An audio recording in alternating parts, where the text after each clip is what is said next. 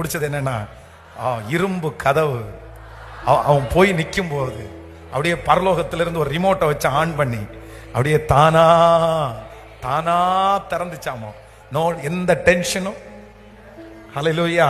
அதான் சொப்பனம் பார்க்கறது மாதிரி உங்களுக்கு ஒரு பீரியட கர்த்தர் தருவாரு. உங்களுக்கு ஒரு காலத்தை ஆண்டவர் தருவாரு. அது என்ன காலம் தெரியுமா? அது பாட்டுக்கு என்னவா நடக்கும். நீங்க எந்த ஒரு எதுவும் எடுக்காம நீங்க ரிலாக்ஸா.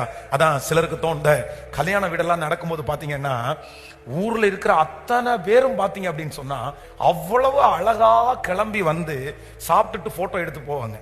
ஆனா அந்த வீட்டுல ஒரு ஐயா இருப்பாரு பாருங்க, ஒரு அம்மா இருப்பாங்க பாருங்க, அவங்க கோட்டு தான் போட்டிருப்பாங்க. ஆனா அந்த கோட்டு எப்படி மாறும் தெரியுமா? அந்த கல்யாணம் முடிகிறதுக்கு முன்னாடி தலையெல்லாம் உருண்டு கஷ்டப்பட்டு பிஎஸ் சவுண்ட் சர்வீஸ்காரங்க வந்து நிற்பாங்க, கீபோர்டிஸ்ட்காரங்க வந்து நிற்பாங்க, சமையல் பண்றவங்க வந்து நிற்பாங்க, மண்டபத்துக்காரங்க வந்து நிற்பாங்க. யாருக்கெல்லாம் எவ்வளவு பணம் கொடுக்கணும்னு சொல்லி தலைய பிச்சுக்கிட்டு கடைசியில் அந்த மேரேஜ் முடிச்சா அப்பாடா முடிஞ்சிருச்சு.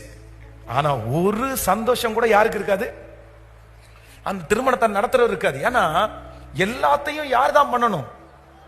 எல்லாத்தையும் இவர் தான் பண்ணணும், எல்லாத்தையும் இவங்க தான் பண்ணணும். இந்த மாதிரி ஒரு சூழ்நிலையில இந்த சத்தத்தை கேட்கிறோம். இது நான் சொல்றேன், இது தீர்க்க தரிசனமான வார்த்தை. உங்க இதுவரைக்கும் நீங்க அப்படிதான் இருந்திருக்கலாம். இதுவரைக்கும் உங்க வீட்டுல என்ன நடந்தாலும், உங்க காரியத்துல என்ன நடந்தாலும் நீங்க அவ்வளவு போய் ஒரு நாள் கூட நான் ரிலாக்ஸா நான் போனதே இல்லை பாஸ்டர் அப்படின்னு நீங்க சொல்லலாம்.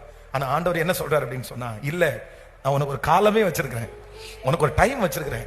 நீங்க அப்ப என்ன பண்ணுங்க தெரியுமா? கோட்டு போடுறவங்க கோட்டு ஷூட் எல்லாம் போட்டு, ஷூ எல்லாம் போட்டு, டை எல்லாம் கட்டி வந்து நிப்பீங்க. நல்ல சாரி கட்டிக்கிற அம்மா எல்லாம் வந்து அந்த அயன் கலையாம அந்த சாரி எல்லாம் கட்டி, ஸ்தோத்திரம் வாங்க பாஸ்டர், ஸ்தோத்திரம் சிஸ்டர் வாங்க சிஸ்டர் அப்படின்னு ஒன்லி உங்களுக்கு அந்த இடத்துல என்ன டியூட்டினா ஒன்லி வெல்கம் டியூட்டி மட்டும்தான் உங்களுக்கு. எனக்கு உள்ளுக்குள்ள அப்படியே கொந்தளிக்குது இந்த வார்த்தையை சொல்லும் போது. உங்களுக்கு எஃபெக்டே வராத மாதிரி இருக்கீங்களே. நான் இதை ஆசைப்படுறேன், எனக்கு இப்படி நடக்கணும்னு நினைக்கிறேன். இந்த வசனத்தை நான் வெறும் பிரசங்கம் மட்டும்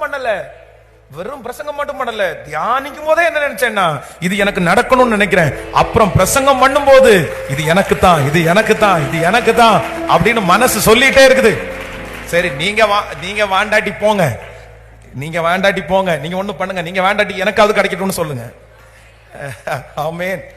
அதனால எல்லாருமே இந்த வார்த்தையை சொல்லுங்க, ஆண்டவரே தானாய்